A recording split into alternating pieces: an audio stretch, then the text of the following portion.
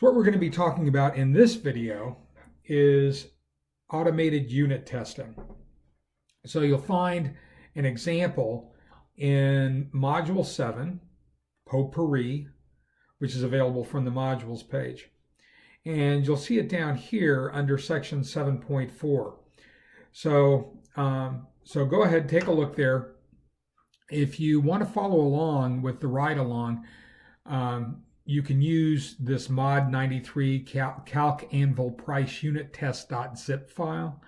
So unzip it, inflate it into an extracted folder and open it up. You could do that, but it's a little bit different from what we're going to be doing today. It's close, but not exactly the same. So just bear that in mind. All right, so here we go, Module 7.4. Now, there is extra credit associated with this topic. So when you get through it, you're going to have to take a screenshot of your result from the ride-along, and that's what will enable you to get 5 points for the extra credit, 5 points of extra credit. So just be aware of that. Don't shut down at the end and not save anything. You need to be able to take that screenshot. All right, so let's begin. What we're talking about is automating the testing process. So in programming assignments 2 and 3, you had to create test plans. Well, it's becoming more and more common for people to start with test plans. That is, you don't even start programming until you build a test plan. This is called test-driven development.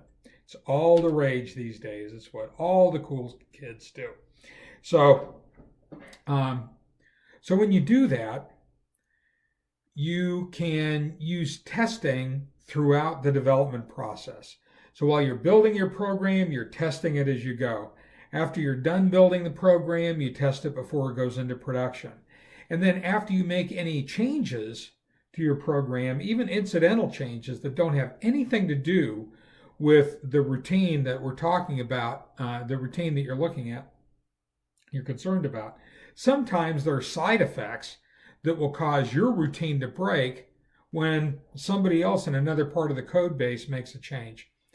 Those are called regressions, and you can use test automation to avoid and to identify those, so you can help to avoid them going into production.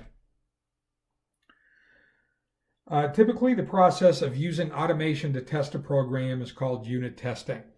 You can do unit testing without automation because you're just testing a unit of code.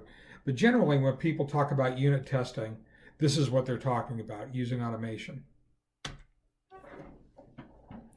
So what we're going to do is take the Anvil program that we've done with the range check.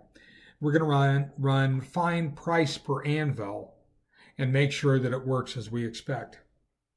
So all it's going to do is return the price for an Anvil based on the quantity that's sent in. So if you look down at this section here, what happens is if you put in a quantity of 1 to 9, you should get back $80. 10 to 19, $72.35, over 20, $67.99.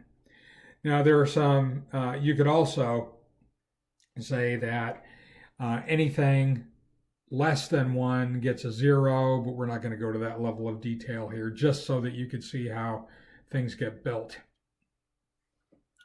So there are going to be a lot of new things that you'll see in this ride along, things we haven't even touched on before. Those include creating a class library project. So far we've been building console applications. But for this, you're going to need to create a class library project, which is a project that just holds code, just holds something like the program class in the console app, but doesn't have any user interface associated with it. And then a unit test project, which is the project that's going to hold the actual tests that you'll run. There's a facility called NuGet that you'll look at. that allows you to add external components to your solution and to manage them. So you'll see that. Then adding references to a project, that allows you to use elements in one project from inside another project. There's something called a using alias we'll see. Then, as we get all this stuff set up, you'll use test-driven design conventions, so you're building your tests before writing the code that you're going to test. Then finally, we'll use the Test Explorer, which is another little piece of UI that helps you to control the tests. And finally, we'll run the tests. So that's what you're going to be doing. Here is the test plan. And what you'll see is we've got 7 different test cases here. So the first one is, given a quantity of 1, you should get $80 back. Second one, if you get a quantity of 9, you should get $80 back. Third one, if you get a quantity of 10, you get $72.35 back, and so on. So this ride along, we're actually just going to do the first 5, just because I don't want to keep repeating ourselves, but that's what we'll be building, the first 5 of these test cases. And the first thing we have to do is to create a program to test. We'll do that in the next video.